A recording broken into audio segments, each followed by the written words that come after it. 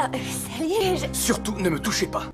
Si vous vous approchez de moi, ou de ma famille, ou de ma femme, une seule fois, une seule, je vous étrangle de mes propres mains. Est-ce que c'est bien clair? Lorna est terrorisée par son fiancé. Ce jour-là, elle se coiffe et se maquille soigneusement. Elle va visiter son fiancé. Et alors, les préparatifs du mariage? On a décidé de mettre la pédale douce, d'appuyer sur le bouton pause. Elle se présente comme transportant un criminel pour une séance de chimiothérapie. Cela lui permet d'entrer dans la maison de l'homme. Mais devant la porte est fermée à clé. Des éléments étranges dans la maison font remuer les esprits de Lorna. Des photos de mariage sont accrochées au mur. Elle prend sa voile. Elle imagine qu'elle est la mariée de ce mariage. Elle remarque qu'il reste du temps libre. Elle se prépare à prendre un bain chaud pour soulager sa douleur. Soudain, l'homme revient en courant. Lorna panique et se relève précipitamment. Elle escalade par la fenêtre pour s'échapper. En rentrant, elle croise un agent de prison qui se prépare à partir. C'est juste que je me suis endormie et je sais pas combien de temps. T'inquiète pas, on vient de finir, t'es pile à l'heure.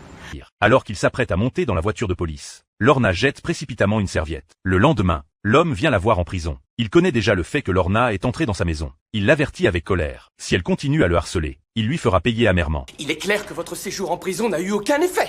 Je ne suis pas votre fiancé, alors redescendez sur terre, espèce de mytho. Ça te dérangerait pas de baisser le volume? Non mais je rêve, pourquoi? Une détenue, Nikki, perçoit la tension entre eux. L'homme se justifie bruyamment. Il nie même connaître cette femme obsessionnelle. Je ne connais pas cette femme, ok? On ne s'est vu qu'une seule fois, une seule. Et depuis, elle me harcèle. C'est une folle. Monsieur, je vais vous demander de partir maintenant. Il dit qu'ils se sont croisés une fois par hasard à la poste. Mais Lorna est convaincue. Il est son âme sœur. Elle a imaginé à maintes reprises partager un doux séjour aux sources. Cette obsession l'a finalement conduit devant les tribunaux. L'homme affirme que Lorna lui a causé d'énormes troubles mentaux. À de nombreuses reprises. Par téléphone, par message Facebook, par texto, email, elle s'est même présentée chez moi. Lorna tente de s'expliquer, mais les preuves sont accablantes. Elle est finalement condamnée à la prison. Après la visite, Nikki s'approche pour réconforter Lorna désespérée. Toi, tu m'aimes? Oh, mais oui, qu'est-ce que tu racontes?